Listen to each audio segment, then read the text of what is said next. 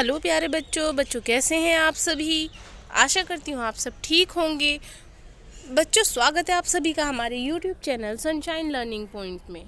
आज हम सॉल्व करने वाले हैं आपकी क्लास 8th की सामाजिक विज्ञान की वर्कशीट का नंबर है 9। डेट है आज की 18 अगस्त 2021। स्टूडेंट नेम में आपको अपना नाम लिखना है और क्लास टीचर नेम में आपको अपनी क्लास टीचर का नाम लिखना है। तो चलिए शुरू करते हैं अपनी वर्कशीट।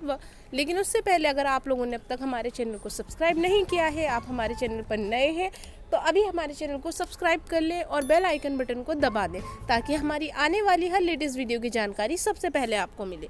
तो चलिए शुरू करते हैं अपनी वर्कशीट। पार्ट है आपका 2 और टॉपिक है व्यापार से साम्राज्य तक। तो नए शासन की स्थापना, यहाँ हम बात कर रहे हैं इतिहास की। नए शासन की स्थापना गवर्नर जनरल वॉरेन हेस्टिंग 1773 से 1785 का इनका शासनकाल था। उन बहुत सारे महत्वपूर्ण व्यक्तियों में से था जिन्होंने कंपनी की ताकत फैलाने में अहम भूमिका अदा की थी। वॉरेन हेस्टिंग के समय तक आते आते कंपनी न केवल बंगाल बल्कि बम्बई, यानी कि जिसे पहले बम्बई कहा जाता था, अब मुंबई कहते हैं, और मद्रास, अब उसको क्या कहा जाता है, चेन्नई, में भी सत्ता हासिल कर चुकी थी। ब्रिटिश इलाके मोटे तौर पर प्रशासकीय इकाइयों में बटे हुए थे जिन्हें प्रेसिडेंसी कहा जाता था। उस समय 3 प्रेसिडेंसियां थीं, पहली बंगाल, दूसरी मद्रास, तीसरी बम्बई। ये 3 प्रेसिडेंसी थी ब्रिटिश शासन के राज में। हर एक का शासन गवर्नर के पास होता था, सबसे ऊपर गवर्नर जनरल होता था। वॉरेन हेस्टिंग ने कई प्रशासकीय सुधार किए। न्याय के क्षेत्र में उसके सुधार खास तौर से उल्लेखनीय थे।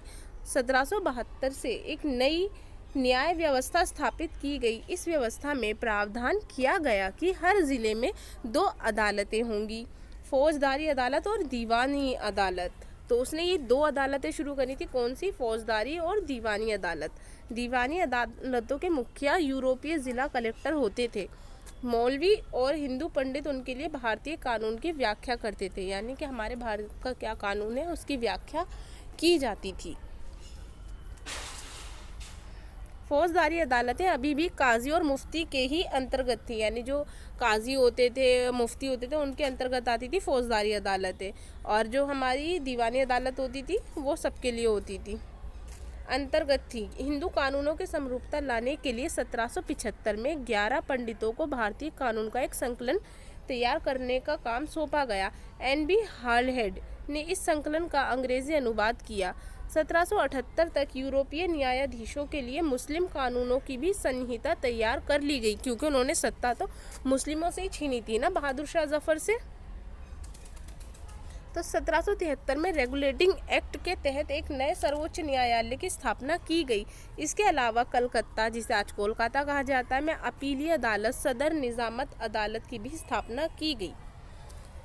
भारतीय जिले में कलेक्टर सबसे बड़ा ओहदा था। जैसा कि नाम से ही पता चलता है, इसका मुख्य काम लगान और कर इकट्ठा, यानी कर मतलब टैक्स इकट्ठा करना, तथा न्यायाधीशों, पुलिस अधिकारियों व दारोगा की सहायता से जिले में कानून व्यवस्था बनाए रखने का काम होता था। किसका, कलेक्टर का। उसका कार्यकाल कलेक्ट्रेट सत्ता और संरक्षण का न्याय केंद्र बन गया, जिसने पुराने सत्ता केंद्रों को हाशिए के पर ढकेल दिया, यानी किनारे पर ढकेल दिया, जिन्हें हम मार्जिनलाइज्ड कहते हैं। तो बच्चों ये तो हमने पढ़ लिया। अब हम इसके सॉल्व करेंगे प्रश्न उत्तर। आपको क्वेश्चन आंसर दिए गए हैं, जैसे कि पहला है प्रेसिडेंसी का क्या अर्थ था। ब्रिटिश ईस्ट इंडिया कंपनी की 3 प्रेसिडेंसी कौन कौन सी थी, हमें ये बतानी, जैसा कि अभी हमने ऊपर पढ़ा। दूसरा, वॉरेन हेस्टिंग कौन था, उसने भारत में ब्रिटिश ईस्ट इंडिया कंपनी की ताकत को फैलाने में क्या भूमिका निभाई। तीसरा है वॉरेन हेस्टिंग ने न्याय के क्षेत्र में कौन से प्रमुख सुधार किए। चौथा है कलेक्टर का क्या काम था। तो अब हम इन सभी प्रश्नों के उत्तर देखेंगे। तो बच्चों प्रश्न ये हैं आपके। पहला, जैसा हमने पढ़ा था कि प्रेसिडेंसी का क्या अर्थ था। ब्रिटिश ईस्ट इंडिया कंपनी की 3 प्रेसिडेंसी कौन कौन सी थी। तो क्या अर्थ था प्रेसिडेंसी का, प्रशासकीय इकाई को प्रेसिडेंसी बोला जाता था, तथा ब्रिटिश ईस्ट इंडिया कंपनी की 3 प्रेसिडेंसियाँ थी, कौन सी, मुंबई, मद्रास और बंगाल। ये 3 प्रेसिडेंसियाँ थी ब्रिटिश ईस्ट इंडिया कंपनी की। नेक्स्ट है हमारा वॉरेन हेस्टिंग। वॉरेन हेस्टिंग कौन था, उसने भारत में ब्रिटिश ईस्ट इंडिया कंपनी की ताकत को फैलाने में क्या भूमिका निभाई। तो अब हमें वॉरेन हेस्टिंग के बारे में हमने जाना था। कौन था वॉरेन हेस्टिंग? जो कि भारत का गवर्नर जनरल था। तो इसका उत्तर आपको लिखना है। तो इसका उत्तर है Warren Hasting British East India company का गवर्नर जनरल था।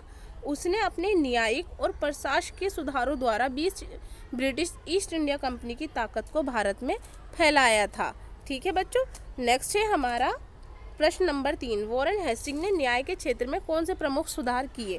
तो उसने कौन कौन से सुधार किए थे? वॉरेन हेस्टिंग ने न्याय के क्षेत्र में जिला अदालतों की स्थापना की थी तथा 1773 में रेगुलेटिंग एक्ट के तहत सर्वोच्च न्यायालय की स्थापना कर प्रमुख सुधार किए थे। किसने? वॉरेन हेस्टिंग ने, और यही इसके प्रमुख सुधार थे। नेक्स्ट है हमारा नेक्स्ट क्वेश्चन है हमारा चौथा है, कलेक्टर का क्या काम था? जो हमने कलेक्टर के बारे में पढ़ा था, तो उस टाइम पे कलेक्टर का क्या काम था? कलेक्टर का काम लगान और कर इकट्ठा करना तथा न्यायाधीशों, पुलिस अधिकारियों व दारोगा की सहायता से जिले में कानून व्यवस्था बनाए रखने का कार्य किसका था? कलेक्टर का। तो बच्चों ये प्रश्न उत्तर इतने ज़्यादा मुश्किल नहीं थे, बहुत आसान थे, जिसे आप अपनी वर्कशीट में आसानी से ढूंढ सकते हैं।